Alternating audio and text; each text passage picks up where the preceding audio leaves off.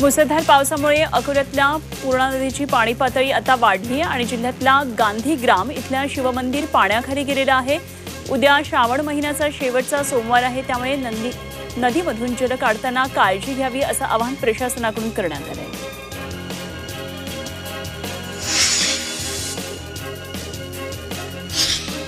अमरावतीमध्ये सलग दुसऱ्या दिवशी ढगफुटी सदृश पाऊस झालाय, त्यामुळे जिल्ह्यातल्या 7,000 हेक्टरवरची पिकं बाधित झाली आहेत आणि 406 घरांची पडझड झाली आहे। कपाशी आणि संत्रा उत्पादक शेतकऱ्यांचं मोठं नुकसान झालं आहे। पंचनामे करून मदत देण्याची मागणी शेतकऱ्यांनी केली आहे।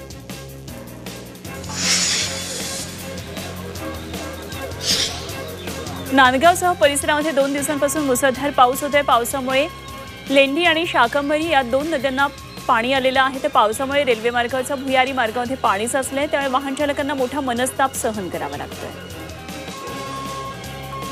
परभणीच्या अनेक भागामध्ये मुसळधार पाऊस झालेला आहे आणि यामुळे जिंतूर तालुक्यातल्या येलदरी धरण 97% भरले, त्यामुळे येलदरी धरणाच्या 2 वक्रदारातून पूर्णा नदी पात्रामध्ये 6,920 क्युसेक पाण्याचा विसर्ग सुरू करण्यात आला आहे। दरम्यान येलदरी पूर नियंत्रण कक्षाच्या वतीनं नागरिकांना सतर्कतेचा इशारा देण्यात आला आहे। वाशिम जिल्ह्यामध्ये मुसळधार पाऊस झालाय। पावसामुळे पैनगंगा, कांस या नदीसह जिल्ह्यातल्या इतर नद्यांना पूर आलाय आणि या पुरामुळे सरपखेड, धोंडप, करडा, गोभण हा मार्ग बंद झालेला आहे। पुरामुळे इतरही काही मार्ग बंद झालेत। नागरिकांना सतर्कता बाळगण्याचं आवाहन करण्यात आलं आहे। जालन्याच्या बदनापूर तालुक्यामध्ये पांगरी, भराडखेडा, केळीगव्हाण या परिसरामध्ये ढगफुटी सदृश पाऊस झालाय। पावसामुळे नदीला पूर आला। पुलावरून पाणी वाहत असल्यानं पांगरीचा संपर्क तुटलाय। शेतामध्ये तुडुंब पाणी साचले, तर शेती पिकाचं मोठं नुकसान झालंय। चंद्रपूरमध्ये मुसळधार पावसामुळे नदी नाल्यांना पूरस्थिती निर्माण झाली आहे, त्यामुळे वर्धा नदी दुथडी भरून वाहू लागली आहे। गडचांदूर मार्गावरच्या भोयेगाव पुलावरून पाणी वाहू लागलंय आणि त्यासाठी गडचांदूर चंद्रपूर मार्ग वाहतुकीसाठी बंद ठेवण्यात आला। वाशीमधल्या काटेपूर्णा नदीवरील जीर्ण पूल पाण्याखाली गेलाय आणि त्यामुळे या पुलावरील वाहतूक पूर्णपणे ठप्प झाली। काही वाहनांना पर्यायी मार्गाने वळवण्यात आलं, तर वाहन चालकांना मोठ्या अडचणींचा सामना करावा लागला।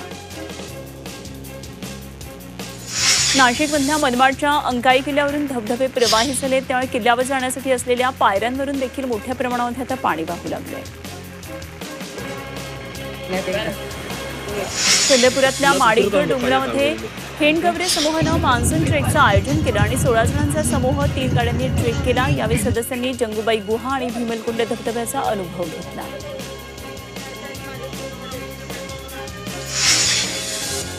वाशिम जिल्ह्यामध्ये ओला दुष्काळ जाहीर करावा आणि शेतकऱ्यांना सरसकट मदत जाहीर करावी या मागण्यांसाठी स्वाभिमानी शेतकरी संघटनेनं शेतात साचलेल्या पाण्यामध्ये बसून अर्धनग्न आंदोलन केलं। वाशिममध्ये झालेल्या पावसामुळे शेतपिकांचं मोठं नुकसान झालंय। 10हून अधिक जनावरांचा मृत्यू झाला। इंदापूरमध्ये शेती महामंडळाच्या कामगारांचं उपोषण सुरू आहे आणि रामरसे आयोगाच्या शिफारसी लागू कराव्यात या मागणीसाठी हे उपोषण सुरू आहे। कृषी मंत्री दत्तात्रय भरणे यांनी उपोषणकर्त्यांची भेट घेतली, तसंच महसूल मंत्री बावनकुळेंबरोबर बोलून तोडगा काढू असं आश्वासन दिलं। अजित पवारांनी विकास कामांचा शब्द पाळलाय, त्यामुळे येणारा काळ हा राष्ट्रवादीचा असणार आहे असं विधान आमदार अनिल पाटील यांनी केलंय। तसंच कार्यकर्त्यांची फळी वाढत असून तिन्ही जिल्ह्यात आपला पक्ष हा 1 नंबर राहिल्याशिवाय राहणार नाही असंही पाटील यांनी म्हटलंय। जनतेची करमणूक करणारं पात्र म्हणजे संजय राऊत अशी बोचरी टीका केंद्रीय मंत्री प्रतापराव जाधव यांनी केली आहे। ते कुठला आरोप करायचा ते रात्री विचार करतात आणि सकाळी त्यांचा भोंगा सुरू होतो असं जाधव म्हणाले। रायगडच्या खोपोलीमध्ये 140 मतदारांची नावं मतदार यादीमध्ये 2 वेळा आली आहेत आणि काही मयत व्यक्तींची नावं देखील गेली 10 वर्ष या यादीमध्ये असल्याचं समोर आलंय। आम आदमी पक्षाचे रिजाज पठाण यांनी हा प्रकार उघडकीला आणलाय। याबाबत निवडणूक आयोगाकडेही तक्रार केली। मुख्यमंत्री देवेंद्र फडणवीस यांना एकनाथ शिंदेंसोबतची एक फोटो फ्रेम भेट देण्यात आली आहे। मुख्यमंत्र्यांना सोलापूरमध्ये फ्रेम भेट दिली आहे। विशेष म्हणजे कार्यकर्त्यांनी या दोघांचा एकत्र फोटो असलेली फ्रेम त्यांना भेट म्हणून दिली। श्री विठ्ठल रुक्मिणी मंदिरामध्ये गाभाऱ्यात सेवा करणाऱ्या महिला सुरक्षा रक्षकांना आता हातात हातमोजे घालावे लागणार आहेत। मंदिर समितीनं याबाबतच्या सूचना दिलेल्या आहेत आणि दर्शन घेताना सुरक्षा रक्षक भाविकांना पुढे ढकलतात, याचा भाविकांना त्रास होऊ नये म्हणून या सूचना देण्यात आलेल्या आहेत। पिंपरी चिंचवड पोलीस आयुक्तालयाच्या औद्योगिक क्षेत्रासाठी स्वतंत्र परिमंडळ निर्माण करण्याचा प्रस्ताव ठेवण्यात आला। औद्योगिक क्षेत्रामध्ये सुरक्षित वातावरण निर्माण व्हावं, कायदा सुव्यवस्थाचं वातावरण असावं, कायम राहावी, औद्योगिक क्षेत्रासाठी स्वतंत्र परिमंडळ निर्माण करण्याचा प्रस्ताव यामध्ये ठेवला आहे। साताऱ्यामध्ये सासुरे गावचे प्रवीण वायदंडे यांना भारत चीन सीमेवर कर्तव्य बजावत असताना वीरमरण आलं। गावातल्या ग्रामस्थांनी अंकुश वायदंडे यांना श्रद्धांजली वाहिली। तसंच या घटनेमुळे परिसरात शोककळाही पसरली। नागाचा वाढदिवस साजरा करणं एका सर्पमित्राला चांगलंच महागात पडलं। शिरपूर तालुक्यातल्या बोराडीमध्ये राजबाग या सर्पमित्राने एका घरातून नागाला रेस्क्यू केलं आणि नागपंचमीच्या दिवशी त्यानं या नागाचा वाढदिवस साजरा केला। या प्रकरणात त्याला कोर्टानं 2 दिवसांसाठी वनकोठडीची शिक्षा सुनावली। जालन्यात हॉटेल मालकावर चाकू हल्ला करण्यात आला। या चाकू हल्ल्यामध्ये मालकासह 2 जण गंभीर जखमी झालेत। बिर्याणीचं बिल मागितल्याच्या रागातून हा हल्ला करण्यात आला। हल्लेखोर आरोपीला पोलिसांनी बेड्या ठोकल्या। स्वातंत्र्य दिनाच्या पार्श्वभूमीवर ड्राय डे असताना 14 ऑगस्टच्या मध्यरात्री 12 नंतरही मद्य विक्री करणाऱ्या पबवर राज्य उत्पादन शुल्क विभागानं कारवाई केली। यामध्ये वनगार्डन पोलीस ठाण्याच्या हद्दीतल्या 6, येरवडा पोलीस ठाण्याच्या हद्दीतील 1 आणि मुंढवा पोलीस ठाण्याच्या हद्दीतील 1 पबचा समावेश आहे। चोरीसाठी आलेल्या तरुणाचा 4थ्या मजल्यावरून पडून जागीच मृत्यू झाला। सातारा शहरातली घटना आहे, तर त्याच्या साथीदाराला नागरिकांनी मारहाण केली आणि तो गंभीर जखमी झाला।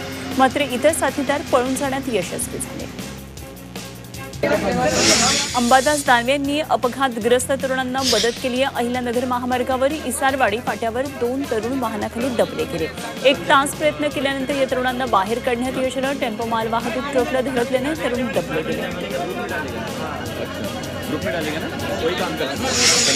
पिंपरी चिंचवडमध्ये आंतरराज्य सोनसाखळी चोरट्याला अटक केली आहे। चोरट्याकडून 12,31,000 रुपये किमतीचं 10.3 तोळे सोनं हे जप्त केलंय आणि चोरट्यानं पोलिसांना 15 गुन्ह्यांची कबुली दिली आहे। गुन्हे शाखा युनिटचे 3च्या पथकानं ही कारवाई केली।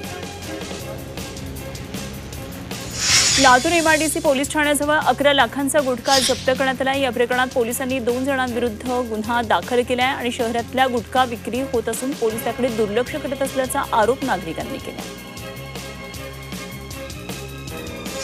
पुण्यामध्ये शौक म्हणून पिस्तूल बाळगणाऱ्या 2 तरुणांना खंडणी विरोधी पथकानं अटक केली आहे। त्यांच्याकडून देशी बनावटीचं पिस्तूल, 2 जिवंत कारतूस, ओला दुचाकी, मोबाईल असा 2,40,000 रुपयांचा मुद्देमाल जप्त केला आहे। वर्ध्यात बंजारा समाजाचा तीज उत्साहात साजरा करण्यात आला। पारंपरिक वेशभूषेमध्ये महिलांनी फेर धरत नृत्य सादर केलं। ढोल ताशांच्या गजरामध्ये शहरातून भव्य मिरवणूक काढण्यात आली। अकोल्याच्या राजेश्वर देवाच्या जलाभिषेकाची 7 दशकांपासून अखंड परंपरा सुरू आहे आणि राजराजेश्वर देवाला जल अर्पण करण्यासाठी हजारो भाविक 17 किलोमीटर अंतरावरच्या पूर्णा नदीकडे पायी जातात। तब्बल 105 फूट लांबीची 2100 भरण्यांची ही कावड असते आणि यामध्ये हजारो भाविकांनी आज सहभाग घेतला। इंदापूरमध्ये कृषीमंत्री दत्तात्रय भरणे यांनी सपत्नीक नंदिकेश्वराची महापूजा केली आणि यावेळी भरणे यांनी शेतकऱ्यांना सुखसमृद्धी लाभो असं साकडं घातलं। तसंच भरण्यांच्या हस्ते पूरसंरक्षक भिंतीच्या कामाचं भूमिपूजन संपन्न झालं। पोळा सण अवघ्या काही दिवसांवर आता आलाय आणि कारागीर सध्या मातीचे बैल तयार करण्यामध्ये व्यस्त आहेत। पोळ्याला मातीचे बैल विकत घेण्याची प्रथा आहे। पिढ्यानपिढ्या कारागीर हे बैल तयार करण्याचं काम करतात।